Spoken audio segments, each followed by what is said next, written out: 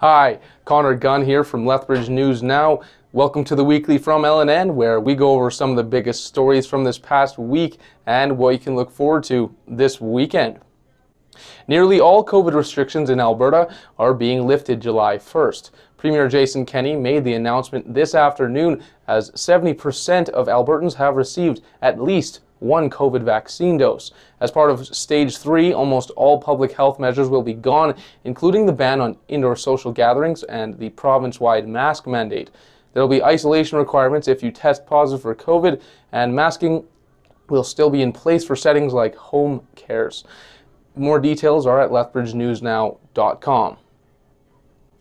Premier Jason Kenney has outlined details for the Open for Summer vaccine lottery. The lottery is open to those 18 and older in Alberta who have received a COVID-19 vaccine and will provide 3 separate draws. The first draw will be announced on July 1st, the second will be in August, and the third in September. Each draw will be worth $1 million. More prizes were announced, including travel packages, WestJet dollars, and Aeroplan points.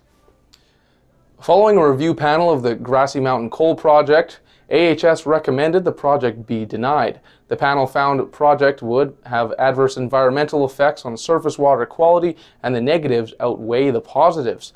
The panel then denied Banga Mining's application under the Coal Conservation Act as it's not in the public's interest. City Fire, EMS, and police responded around 7 Monday evening to a 911 call reporting a person had entered the river near Popson Park and then disappeared. Crews from 2 stations and a rescue boat were dispatched to locate the 42-year-old woman who was reported missing after being separated from her friends while she was swimming.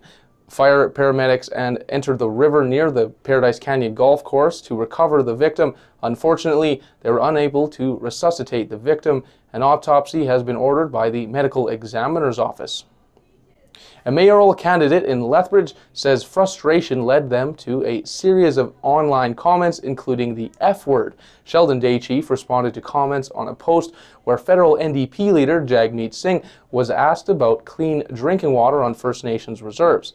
He says the discovery of child graves brought up a lot of trauma as a residential school survivor, and those comments were made out of frustration. Later in our interview with Day Chief, he claimed his account was hacked and he did not write the comments himself. Charges are pending after a car semi-collision on 43th Street South Tuesday. Shortly before 2 p.m., a car and a semi-truck collided at the South Parkside Drive South intersection. 3 people from the vehicle were taken to hospital, with 2 being released, while the 78-year-old driver was transported to Calgary by Stars, and police say the car suffered extensive damage and they continue to investigate. A Lethbridge man has been sentenced for trying to convince his 11-year-old grandson to be photographed nude. In the summer of 2018, the 75-year-old showed the child his new green screen and offered to pay him for nude photos. The youth never took his grandfather up on the offer, and he'll spend 1 year in custody, followed by 3 years of probation, and will have a series of conditions.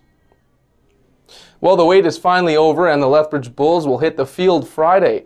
The Bulls are at Spitz Stadium hosting the Okotoks Dogs Black Squad, and head coach Chance Wheatley says his players are ready to go and the excitement is in the air. On Sunday, Lethbridge travels to Okotoks to face the Dogs Red Team, and Friday's game starts at 7:05. Those are just a few of the stories we've been covering this week. To stay up to date on the latest local and regional news, head over to lethbridgenewsnow.com or find us on Facebook, Twitter, Instagram, and our Lethbridge News Now mobile app. If you have any stories or topics that you'd like us to follow, well, send us a message. Thanks for watching, and tune in next Friday for another edition of The Weekly with me, Connor Gunn. Have a great weekend.